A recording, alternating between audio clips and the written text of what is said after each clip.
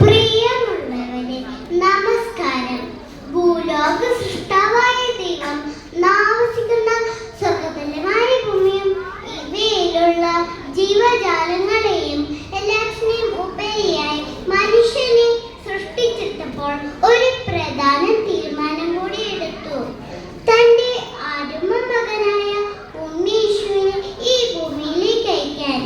ചക്രവാളങ്ങളും നക്ഷത്രവ്യൂഹവും സൃഷ്ടിതന്മായി പാവം തീർത്തു ദൈവം.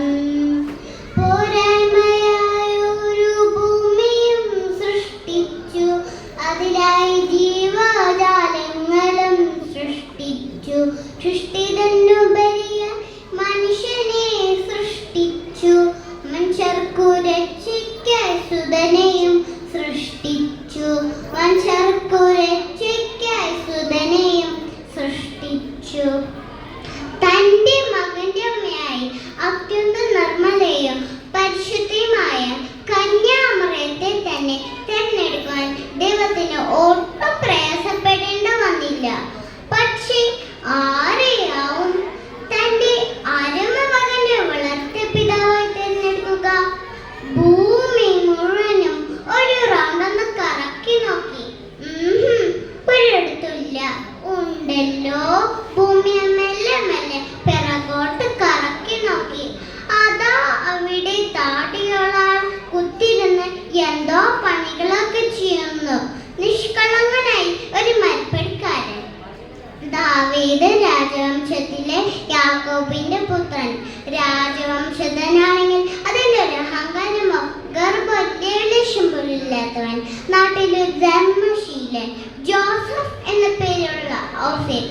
ഞാനിവിടെ അവതരിപ്പിക്കാൻ പോകുന്ന കഥയുടെ പേരാണ് നീതിമാനായ കുടുംബ പിതാവ്.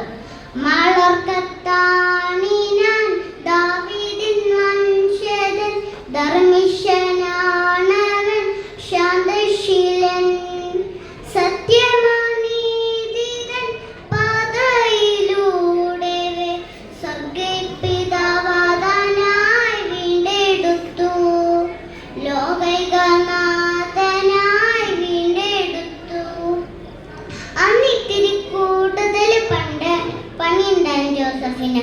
ആശാരിപ്പണിയല്ലേ, മാനടിപ്പടികൾ എടുത്തു പൊക്കാനും വേറെ സഹായികൾ ആരുമില്ല അദ്ദേഹത്തിന്. കുറച്ച് ഭക്ഷണമെല്ലാം കഴിഞ്ഞിട്ട് കിടന്ന പാടെ ഉറങ്ങിപ്പോയി.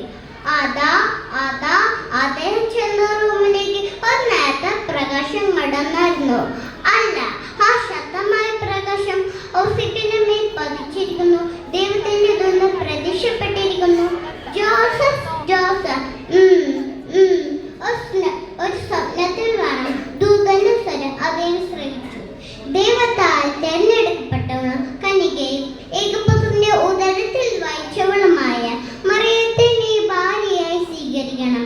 ഞാൻ നിന്നെയും നിന്റെ കുടുംബത്തെയും അനുഗ്രഹിക്കും. ദൂതൻ അപ്രത്യക്ഷമായി നേരം പളപള വെട്ടം വെക്കുന്നേയുള്ളൂ. ജോസഫ് പതുക്കെ എണീറ്റിരുന്നു. ആ മുറിയാകെ നല്ലൊരു പെരുമണം. ആ സുഗന്ധം അദ്ദേഹം ഓർത്തു. അതെ, ഇന്നലെ കണ്ട സ്വപ്നം, ഇതേ സുഗന്ധം. ജോസഫ് ചാടി എണീറ്റു. അതെ, അത് ശരിക്കും ദൈവത്തിന്റെ ദൂതൻ രാത്രിയിൽ തന്നെ പേടിച്ചൊല്ലി വിളിച്ചതും തന്ന നിർദ്ദേശങ്ങളും ഓർമ്മ വന്നു. തന്നെ സൃഷ്ടിച്ച ദൈവം, തന്നെ നയിക്കുന്ന ദൈവം, ദൈവത്തിന്റെ നിർദ്ദേശങ്ങൾ താൻ പാലിക്കേണ്ടവൻ തന്നെ. ഉടൻ തന്നെ ജോസഫ് പുറപ്പെട്ടു. ദൈവത്തിനരുമയാ ഉണ്ണീശു ഉദരത്തിൽ പേരിടും കന്യക മറിയത്തെ നിർഭയം ഭാര്യയായി ഉൾക്കൊണ്ട് ഔസേപ്പ് പിതാവുമായി ദൈവത്തിനഭിഷേകം വരദാനമായി. ദൈവത്തിനഭിഷേകം വരദാനമായി. ഔസേപ്പ് പിതാവുമായി വിവാഹനിശ്ചയം കഴിഞ്ഞ മറിയം ഔസേപ്പ് പിതാവ് എന്നല്ലാതെ ഗർഭിണിയായിരുന്നാൽ മരണശിക്ഷയ്ക്ക് വിധിക്കപ്പെടുമായിരുന്നു. എന്നാൽ ജോസഫ് മറിയത്തെ കളങ്കപ്പെടുത്തുകയോ അപമാനിക്കുകയോ ചെയ്തില്ല.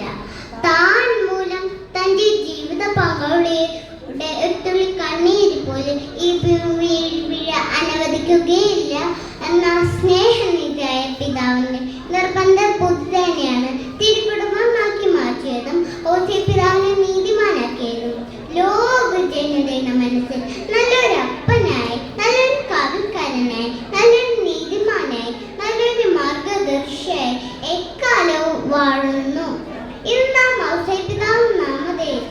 ധാരാളം ദേവാലയങ്ങൾ പണിതും ഈ ദേവാലയങ്ങളിൽ ആണ്ടുതോറും നേർച്ചസദ്യ നടത്തിയതും ഈ പിതാവിനോടുള്ള ആദരവ് നാം പ്രകടിപ്പിക്കാറുണ്ട്. ഇതാ ഈ നേർച്ചയിലേക്ക് നമുക്കൊന്ന് കണ്ണോടിക്കാം. കുത്തേരി, വെള്ളരി, ചക്കേരി, ചോറൻ, വരൽ, സദ്യയിൽ കിച്ചടി, പുൽശ്ശേരി, അലുത്തൻ്റെ ശരി, വെണ്ടയ്ക്കാത്തോരന്, രസമുണ്ട്, കുമ്പളങ്ങ അച്ചാറും, സദ്യകൾ കഴിപ്പിക്കാൻ പായസക്കൂട്ടുണ്ട്, സദ്യകൾ കഴിപ്പിക്കാൻ പായസക്കൂട്ടുണ്ട്. ഓർക്കുക, നാം ചെയ്യുന്ന കർമ്മങ്ങളിൽ ഈ പിതാവിന്റെ ദർശനങ്ങൾ ഉണ്ടാകും. നിന്റെ അയൽക്കാരന്റെ പട്ടിണി മാറ്റാതെ, ചുറ്റുപാടുള്ളവരുടെ വേദനകൾ കാണാതെ, വിശുദ്ധന്റെ പേരിലുള്ള ഊട്ടുനേർച്ചകൾ നടത്തിയത് കൊണ്ടോ അതിൽ പങ്കുചേരുന്നത് കൊണ്ടോ നമ്മുടെ ബലി പൂർത്തിയാകുകയാണ്. ദൈവപിതാവിന്റെ ഹിതം നിറവേറ്റുന്നതാണ് ശുദ്ധയുടെ മാനദണ്ഡമെന്ന് നമ്മെ പഠിപ്പിച്ചു തന്ന ശുദ്ധ പിതാവ് ഒരിക്കലും മരണമില്ലാത്ത എന്നാൽ മറ്റന്നാൾ ആഘോഷിക്കപ്പെടുന്ന ഈ വിശുദ്ധൻ നമ്മുടെ